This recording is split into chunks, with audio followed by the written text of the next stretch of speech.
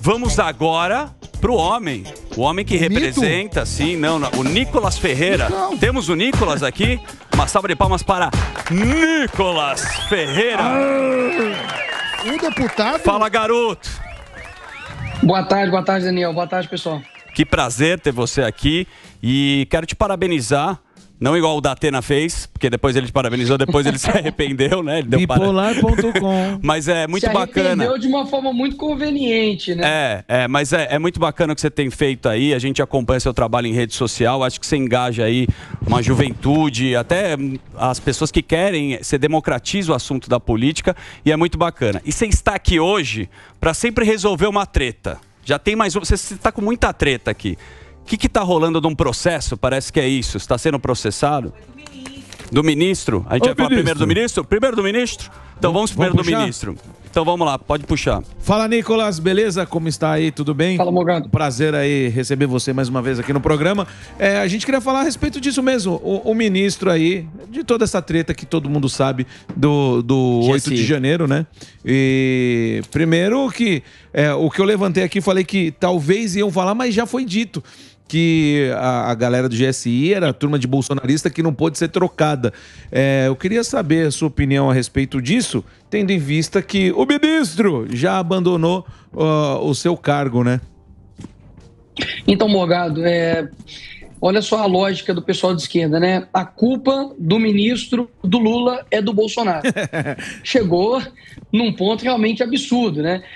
Ontem a gente viu aí as imagens, né, do general do Lula. Sim. Dentro do Planalto, um prédio federal, não oferecendo nenhum tipo de resistência aos invasores, o que mostra mais uma vez, né, um indício bem claro de que houve sim omissão por parte do governo federal. Ele, inclusive, foi convidado pela Comissão de Segurança aqui dessa casa para poder dar explicações e meter um atestadozinho médico, né? Quem nunca, né? Para poder faltar aqui. E à noite, por incrível que pareça, já estava bem para poder dar entrevistas ali para outros meios de comunicação. Então, não resta dúvidas da importância da CPMI. Inclusive, isso angariou mais assinaturas de diversos partidos, porque realmente agora mostra-se mais do que necessário apurar o que de fato aconteceu no dia 8 de janeiro. E você acha que agora sai isso daí porque tem como passar um paninho e adiar mais uma vez ou não tem como mais fazer isso?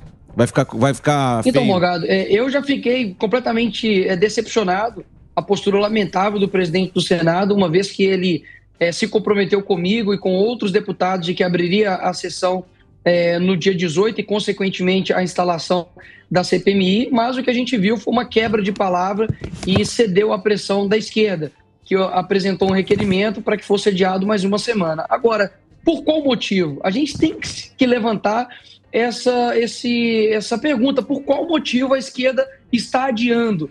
É somente para poder tirar as assinaturas de deputados, o que já é algo imoral, ilegal, uma vez que veiculados pelos veículos aí de comunicação, de que eles estão comprando os deputados para retirar as assinaturas. Sim. Só por esse motivo já deveria ser investigado aí essa atuação do governo federal para poder tirar as assinaturas da CPMI do dia 8. Agora, será que tem mais? Será que tem mais motivos para esse adiamento? Porque e as câmeras do Supremo? Eu estou bastante curioso para ver as câmeras internas do Supremo. Exatamente. Eu estou bastante curioso para ver as câmeras dos outros prédios federais, inclusive ali do Ministério da Justiça, onde o ministro Flávio Dino disse que ele só chegou ali depois e que ele não teve conhecimento anterior. Então, muita coisa tem que ser esclarecida. E tem isso uma aí outra bem questão, claro, né? Tem uma outra questão, falando de câmeras, que o ministro, né, que foi demitido, falou para o Lula que o circuito interno de TV estava quebrado. Não sei se você viu essa desculpa. Agora, ao que tudo indica, Nicolas, eles vão querer jogar a culpa inteira no cara que está afastado, ninguém sabe de nada, ninguém viu, mas enquanto não quebrarem o sigilo, é muito estranho, né? E o que pode ser feito? Tá bom, a gente, como brasileiro, quer saber, mas vocês, deputados, têm mais poder que a gente. Qual que é a estratégia da oposição para não só abrir a CPMI, mas também para tornar público o conteúdo disso, já que é um assunto importante e de interesse nacional. Olha, a primeira medida que eu tomei, né, como deputado, foi endereçar uma notícia-crime ao PGR para que, assim como o ministro Alexandre de Moraes teve um entendimento para poder prender o Anderson Torres, que até hoje, inclusive, está preso, já perdeu aí mais de 12 quilos dentro da cadeia, está no estado realmente deplorável, porque passar por essa injustiça não é fácil, porque foi colocado uma responsabilidade nele sobre os atos do dia 8, por omissão à invasão a prédios federais, sendo que ele estava nos Estados Unidos. E o ministro do Lula, o general Gonçalves Dias, estava dentro do prédio quando isso aconteceu. Então, por analogia, pedindo a mesma esteira de entendimento do ministro Alexandre de Moraes, que também seja determinado a prisão do ex-ministro Gonçalves Dias e também a apreensão do seu passaporte nos mesmos moldes que aconteceu com Anderson Torres. Então, a gente fez isso, foi ideia também de outros parlamentares, eu uni forças com outros parlamentares e endereçamos isso à PGR, inclusive não somente com deputados federais, mas também com senadores. Então, esse foi o primeiro a medida que nós tomamos. E agora, a gente realmente está articulando, conversando para a composição dessa CPMI não ser uma composição onde a esquerda tome o protagonismo, como, por exemplo, ter a presidência ou ter o relator. Porque a gente sabe, igual como aconteceu a CPI da Covid do Senado, aquilo dali é muito mais poder produzir narrativas do que, de fato, ter um trabalho sério de investigação. É uma comissão parlamentar mista de inquérito. Ou seja, ali você precisa investigar e não somente ficar ali numa posição de lacração ou de debates infundados e de ad eterno para poder fazer jogo político. Então, a gente está trabalhando para que a composição dessa CPMI seja uma composição séria e não compostas ali por maioria de esquerda. Boa. Nicolas, a gente vai fazer um break rapidinho, mas obviamente que é para quem está assistindo a gente aqui. Continua com o nosso Nicolas, daqui a pouco tem Eduardo Bolsonaro. É um break para o rádio, né, Dedê? Então vamos fazer um break. Reginaldão, pode soltar aqui o break. Nicolas, deixa eu fazer uma pergunta para você, que é mais fácil a gente tem que fazer o seguinte, a gente tem que ler a notícia e você responde, igual no Twitter agora, pra gente não embananar essa história aqui, que tem a história da multa, que a Paulinha até me falou. Nicolas Ferreira é condenado por transfobia contra Duda e terá que pagar indenização de R$80 mil. Que história é essa, bicho? Olha, quando eu ganhei para vereador, uma repórter me fez uma pergunta dizendo como eu iria chamá-lo. E eu disse, olha, eu irei chamá-lo de ele ou dele, porque é assim que está em sua certidão de nascimento. Essa foi a minha resposta. Ele entrou com um processo civil, está na primeira instância, irei recorrer, e inclusive o deputado aí pediu, tem que falar deputado, né? Eu não sei o que mais eu falo, mas enfim, pediu 30 mil e o juiz colocou uma sentença de 80 mil. Ou seja, hoje, infelizmente, a gente vê realmente um ativismo judicial onde um parlamentar ele é obrigado a chamar uma outra pessoa daquilo que ela deseja. E isso é muito perigoso. Você não precisa ser de direita, ser conservador, ser Bolsonaro para poder concordar comigo. Basta compreender que a realidade é uma só e você tem o direito de sentir o que você quiser. Repito, você que é transexual, homossexual, é bi, não binário, é pansexual e qualquer outra coisa, você pode sentir do jeito que você quiser e eu defendo isso. Agora, o que não dá é você impor esse desejo a outros. Sim. Porque você pode se sentir um abajur, bota uma lâmpada na sua boca e pede para as pessoas te respeitarem como abajur. Isso já ultrapassa do seu limite. Tira muito do contexto. Mas sabe o que eu acho legal? Até o Morgado, quando eu estava aqui, e deu a história da peruca. Quando você colocou a peruca, entra fora do contexto e as pessoas não entendem a mensagem. A gente pode questionar muitas coisas aqui. Falar, putz, você viajou, não precisava ter colocado, exagerou, você quis engajamento. Mas acho legal para quem está acompanhando a gente e às vezes fica distorcido isso daqui. Qual foi a mensagem que você quis passar e as pessoas também não chegou em todo mundo isso daí? Olha, eu acho que a maioria das pessoas compreenderam, mas repassando aqui mais uma vez. Assim como eu poderia ter utilizado uma máscara para poder falar dos médicos, utilizar uma algema para poder falar da segurança pública, eu utilizei a peruca para poder elucidar o meu exemplo. E o que se faz é correto e com razão agora. No meu discurso eu disse, olha, se você não concorda com eles, você é taxado de transfóbico, homofóbico, preconceituoso. Então, ou você aceita o que eles estão dizendo, ou se não, você é tudo isso. Ou seja, isso não é uma aceitação, isso é uma busca por imposição. Então, o meu discurso se faz presente e no fim das contas, eu tenho razão ali no meu discurso. Então, a peruca foi para poder, de fato, elucidar. E este caso que aconteceu agora com o Duda aí é mais uma prova de que as pessoas estão sendo proibidas de falar a verdade. Eu tenho que ser obrigado agora, então, a falar que a grama é azul, que a grama é vermelha. Caso contrário, se eu falar que a grama é verde, alguém vai me processar. Olha o lastro que a gente abre para todas as coisas da nossa vida. E eu sei que por eu ser combativo, Daniel e telespectadores, que eu vou tomar mais pancada, é óbvio. Sim. Mas eu sacrifico talvez aí o meu dinheiro que eu tenho que pagar para poder lutar pela verdade. E não vai ser dinheiro, não vai ser indenização que vai me impedir de ter a minha liberdade de expressão, horas. Eles estão caladinhos, Daniel. Certo. Com relação ao vídeo do Lula, que disse que banheiro unissex só pode ser invenção de Satanás. Sim. Então, na verdade, eles não estão lutando contra a transfobia. Eles estão lutando contra um discurso legítimo. Porque quando é com Lula, eles passam pano. Até do Lula, cara, a gente viu agora recente essa história aí do videogame, que muita gente mudou de ideia, né, cara? Sim. Muita gente que defendeu. O que você acha que estão deixando o Lula solto pra falar, ele mesmo tá se atrapalhando?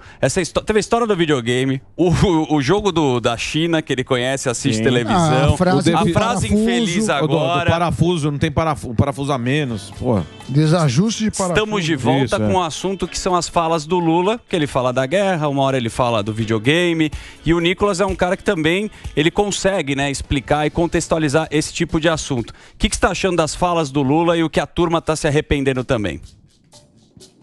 Nenhuma surpresa para quem dizia das mulheres do não sei o que duro, que falava que Pelotas é a capital, né, exportadora de viado. Então, assim, eles votaram no Lula sabendo quem ele era. Agora, é engraçado a indignação seletiva. Exato. Porque requeriam isso do Bolsonaro, de liturgia do cargo. O presidente não pode falar declarações que possam, por exemplo, gerar instabilidade global. Olha as declarações do Lula com relação à guerra da Ucrânia, colocando a culpa nos Estados Unidos, ao mesmo tempo estando ali na China e mentindo a respeito de coisas pequenas, mas que mostra, mais uma vez, que ele é um mentiroso feroz, é um mentiroso contumaz.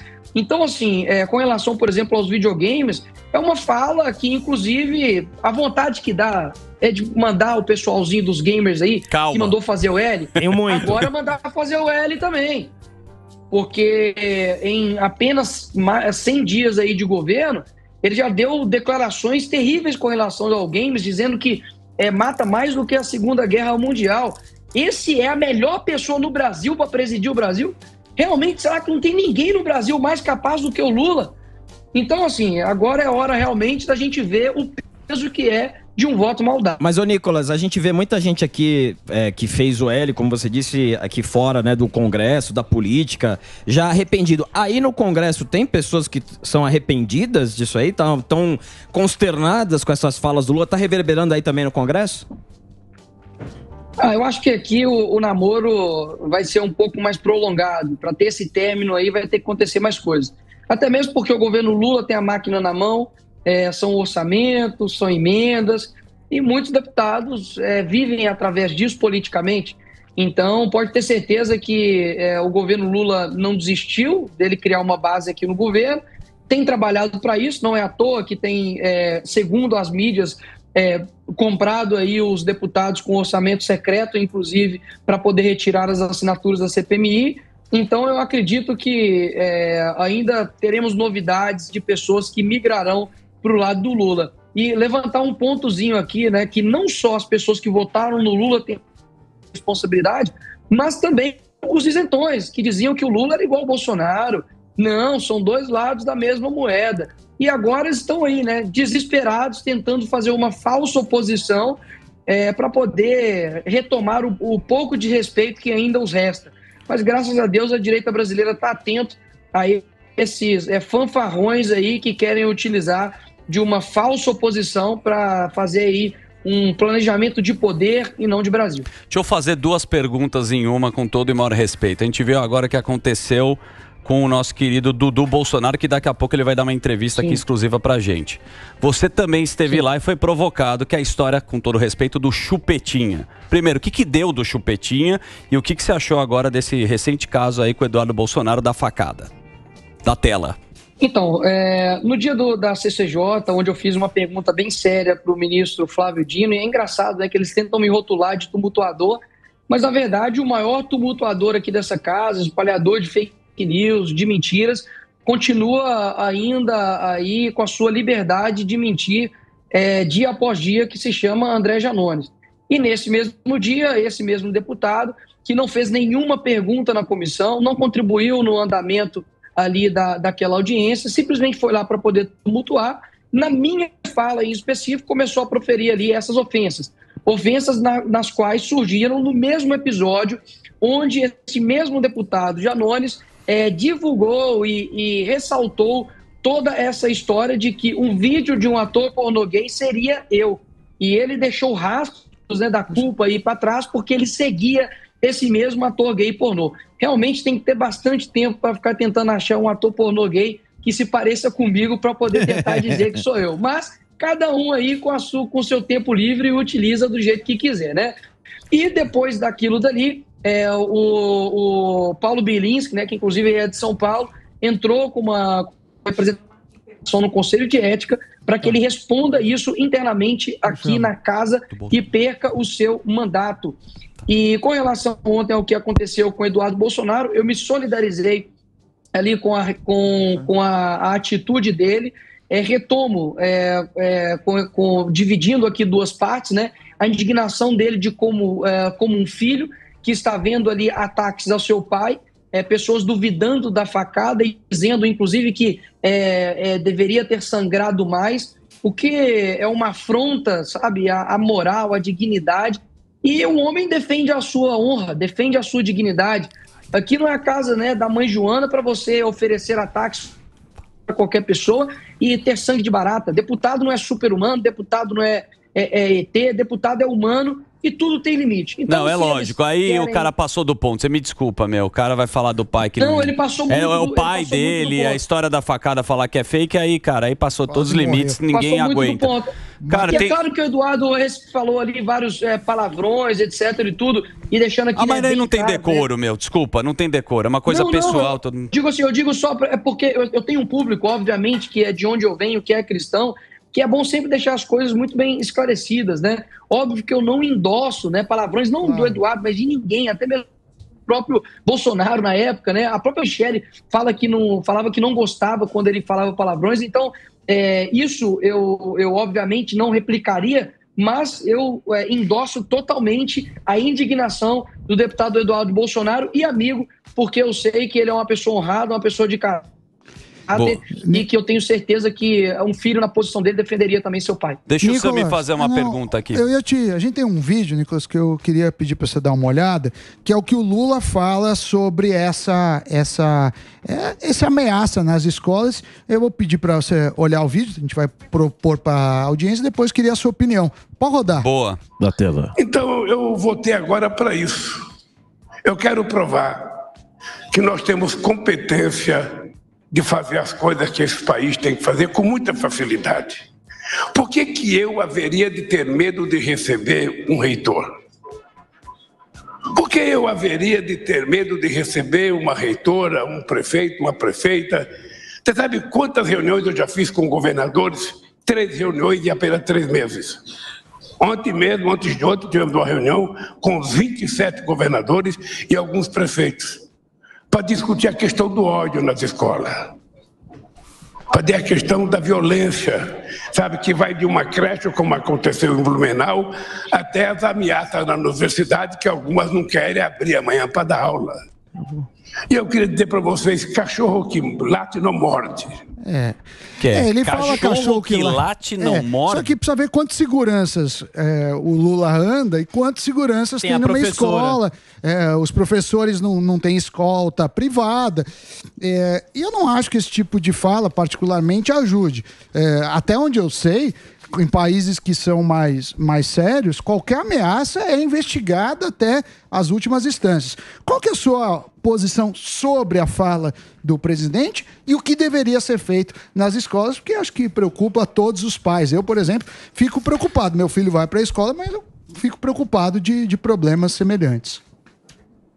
Sami, eu fiz um discurso na semana passada, se eu não me engano, dizendo que no momento que as portas aqui do Congresso abriu, não deveria ter tido outra pauta mais prioritária do que como a gente iria, né, defender crianças e adolescentes e protegê-las dentro das creches e das escolas. Eu levei isso até o presidente Arthur Lira, disse que a gente precisava, de fato, aí, não somente ter um projeto voltado a colocar seguranças armados em escolas públicas e privadas, mas também de enrijecer as penas para esses bandidos, para essas pessoas aí realmente são verdadeiros criminosos, né, que estão matando crianças. A resposta foi que a gente precisa realmente ser colocado isso adiante, mas que realmente demora, tem todo um processo legislativo, mas eu não deixei de tentar, né? Falei ali na tribuna que é o meu papel, pedi urgência, inclusive no PL que colocava seguranças armados nas escolas, mas eu quero dizer que além, né, dessa tentativa que eu fiz, eu chamo a atenção para um outro ponto. A esquerda está tentando mudar a narrativa desses ataques para poder colocar tudo na conta da direita, como se esse ódio que está acontecendo agora, de que não dá para saber de onde provém todas essas ideias, se tem uma rede de pessoas planejando tudo isso, então não dá para saber de fato o que seja, mas eles já estão colocando na conta da direita, do Bolsonaro, dos ódios que foram propagados durante esses 4 anos, querendo realmente fazer caixão de criança como palanque político. Isso é de uma canalice, de uma falta de caráter gigantesca. Então precisa de seriedade para poder tratar sobre esse assunto. Acredito que a gente precisa sim investigar. Eu inclusive acionei a Polícia Federal de diversos perfis que estavam ali se comunicando com esses possíveis criminosos, adolescentes que estão fazendo isso nas escolas. Então não é momento para poder fazer propaganda política, mas sim resolver o problema de maneira séria. Esse que está sendo o meu papel, esse que está sendo a minha atuação aqui como parlamentar. O Morgadão tem uma questão? Não, eu queria voltar nesse caso aí do 8 de janeiro, porque teve mais gente que aderiu. Eu queria saber se você tem informações se tem gente querendo tirar, porque essa era a maior preocupação das nossas assinaturas. Parece que mais de 20 aderiram à CPMI. Você tem informação se alguém está querendo sair? Não, eu conversei com o André Fernandes, né, que inclusive tem aí a relação disso. Sim. Ele disse que ninguém tirou, pelo contrário, deputados colocaram. E assim, tá bom, eles agora, a esquerda quer compor a comissão e vai trabalhar em prol disso. Mas saiu muito caro, né? Porque os deputados que eles compraram para poder tirar aí assinaturas, o acordo vai ter que ser cumprido com eles, né? Então saiu bem caro aí essa tentativa de retirar as assinaturas para a CPMI do dia 8. Estou confiante que semana que vem saia, não acredito que há mais espaço para protelar isso, para poder adiar, porque realmente com o vídeo de ontem realmente sepulta qualquer tipo de narrativa de que não precisa esclarecer as coisas. Acredito, inclusive, que é a primeira vez na história, né, como eu disse, que os acusados, as pessoas que estão presas, eu estive na Papuda e também na Colmeia, essas pessoas estão pedindo investigação e as pessoas que estão acusando eles não querem investigação. Isso é, no mínimo, muito estranho. Agora, para terminar naquele clima gostoso... Léo Dias. Terminar no clima gostoso de descontração, o Nicolas vai casar, que eu tô sabendo. Que é isso, Léo? Não convidou nenhum daqui. Ó, que mulher bonita, parabéns. Não convidou nenhum daqui, mas a pergunta que não quer calar no pânico. Agora o negócio, a pergunta que não quer calar é o seguinte... Vai casar virgem mesmo? Então, eu vou casar Estou muito feliz com isso. Eu acho que é um momento para a gente, poxa, é um momento mais importante, acredito, da vida de um homem. Depois aí é a dos filhos, que eu também quero ter bastante filhos aí. Estou muito feliz. Sempre mantive cuidado, né, com a imagem dela. Sei o quanto que a esquerda ela é canalha, ela é sem caráter. Sim. Sei o quanto que eles são sujos. Então sempre mantenho aí a privacidade dela. Obrigado, viu, Pânico, por botar aí a cara dela aí pra mirar. Calma lá. Nicolas, primeiro de tudo. Mas isso aí, não, tá tranquilo, de tudo. A gente quer desejar aqui, de verdade, felicidade para o casamento. Com certeza. Nós temos a experiência do matrimônio aqui. Algumas vezes deram certo, outras vezes deram errado. Muito de casamento, né? A gente tem bons casamentos. Agora, o que você tá fazendo é um papelão. Isso eu preciso falar. Por quê? Porque no TikTok ele tá fazendo os vídeos do Alba, que são aquelas músicas bonitas. Ele no barco. Ele romântico, é o Nicolas. A gente é criticado. Casalzinho, mas a gente sempre junto. Casalzinho tudo junto. Mas a gente torce muito pela sua felicidade. E nós faremos aqui a sua despedida de solteiro com o Manões, com o Delari, Dimitri. E vamos reviver as Paniquetes aqui. Aí sim, hein? Isso aí. E Renatinha, que eu não posso dar o sobrenome. Nicolas, boa sorte aí. Muito obrigado aí pela entrevista. Boa sorte. E legal que você tá fazendo aí o seu trabalho, cara.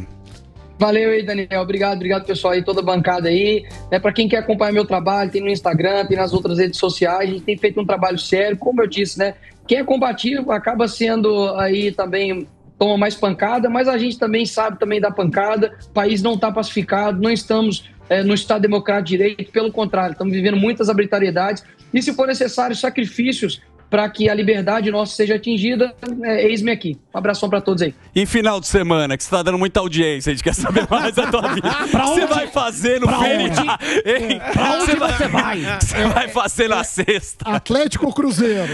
Ó, cara, obrigado. Não, então, domingo é o caso, só para falar, né? Domingo é o caso. Esse então tem.